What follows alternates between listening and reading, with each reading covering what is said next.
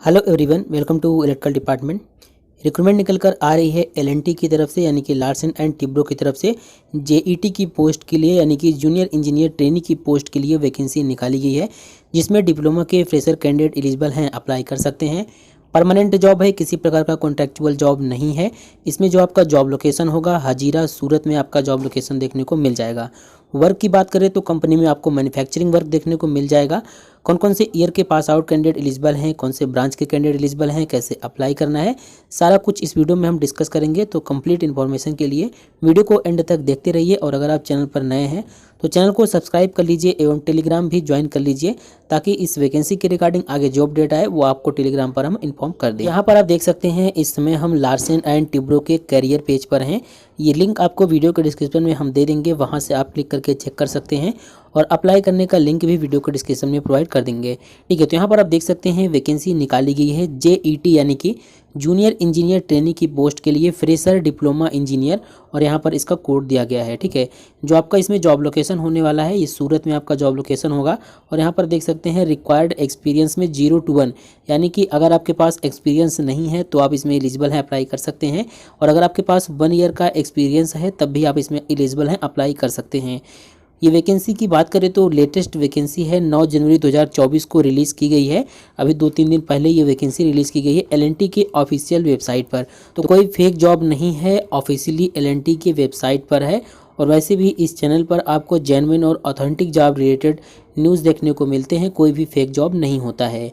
तो अब बात कर लेते हैं इसमें क्या क्या स्किल आपके पास होना चाहिए। सबसे पहले तो हमने आपके बता दिया, मैन्युफैक्चरिंग डिपार्टमेंट में वर्क करने के लिए जो भी स्किल्स होता है वो आपके पास होना चाहिए। और यानी कि आपके जो पोस्टिंग लोकेशन होगा वो एलएनटी के मैन्युफैक्चरिंग डिपार्टमेंट में होगा। मिनिमम क्वालिफिकेशन की बात करें कौन कौन इसमें अप्लाई कर सकता है, तो डिप्लोमा इन मैकेनिकल, लेकिन मैकेनिकल के एलाइड ब्रांच भी इसमें एलिजिबल हैं, वो आपको हम आगे बता देते हैं। ठीक है, जॉब डिस्क्रिप्शन की बात करें तो यहाँ पर देख सकते हैं दिया गया है, we are looking for JET यानी कि junior engineer trainee.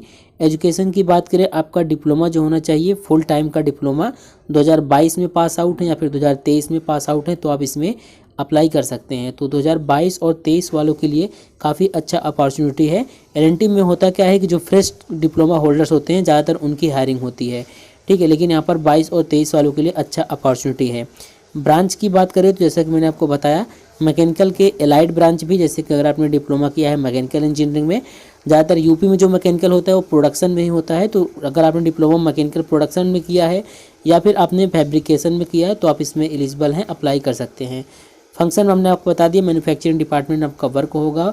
Location Hazira सूरत में इसका प्लांट है, रेंटी का मैन्युफैक्चरिंग प्लांट, वहाँ पर आपका जॉब लोकेशन होगा। जेईटी एलिजिबिलिटी क्राइटेरिया की बात करें तो अगर आपने अपना डिप्लोमा कंप्लीट किया है 2022 या फिर 23 में तो आप एलिजिबल हैं। और आपका जो देखिए परसेंटेज भी मैटर करता है। ठीक है, एसएससी एचएससी यानी कि 10th और 12th में फर्स्ट अटेम्प्ट में आपके पास 60% से अधिक मार्क्स होने चाहिए। 60% है तो भी आपका चलेगा। ठीक है, तो जिसका 10th और 12th में 60% से कम है वो एलिजिबल नहीं है। ठीक है, और अगर आप एक आध बार फेल हो गए हैं 10th या 12th में, पहले अटेम्प्ट में क्लियर नहीं किए हैं, तब भी अप्लाई नहीं कर सकते। इसका मतलब यही है। Minimum 60% aggregate marks in the diploma engineer course, यानी कि डिप्लोमा इंजीनियर जो अपने मैकेनिकल ब्रांच से किया है वो उसमें आपका 60% मार्क्स होना चाहिए। ठीक है, यहाँ पर बहुत स्ट्रिक्ट पॉलिसी है, एक हिसाब से आप समझ सकते हैं। इसमें आपका कोई भी बैकलॉग नहीं होना चाहिए पूरे डिप्लोमा के दौरान।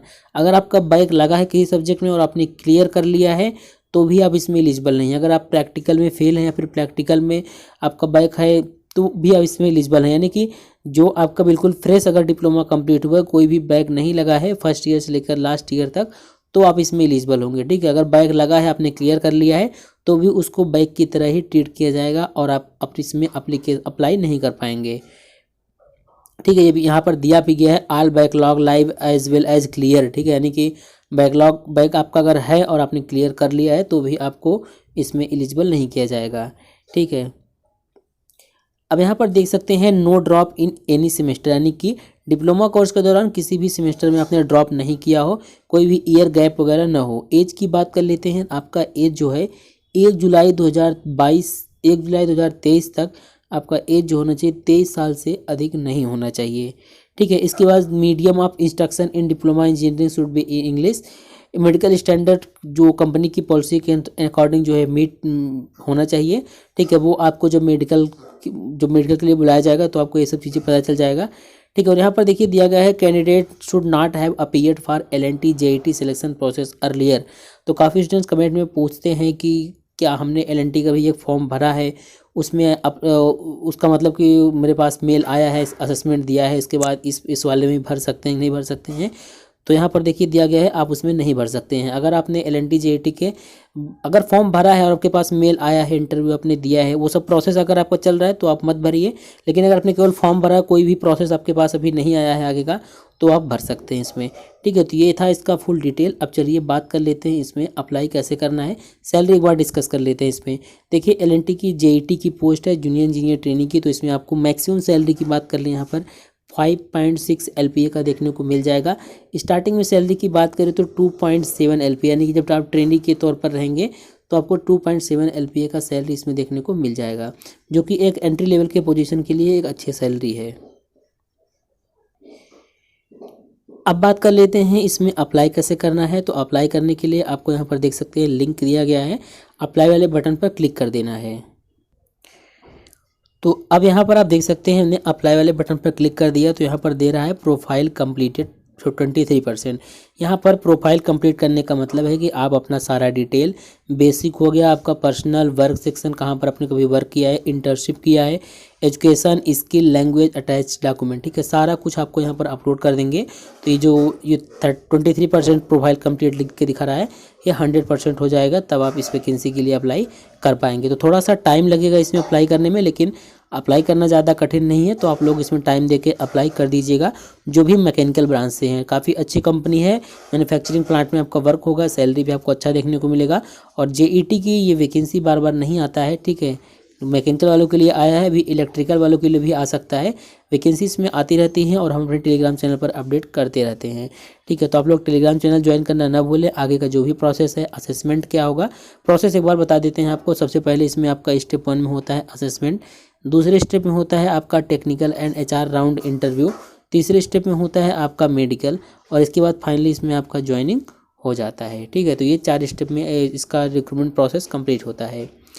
तो ये था इसका सिलेक्शन प्रोसेस, और अप्लाई करने का लिंक हमने वीडियो डिस्क्रिप्शन में दे दिया है, तो वहाँ से आप क्लिक करके अप्लाई कर सकते हैं। बाकी अब हम मिलते हैं नेक्स्ट वीडियो में, तब तक के लिए बाय।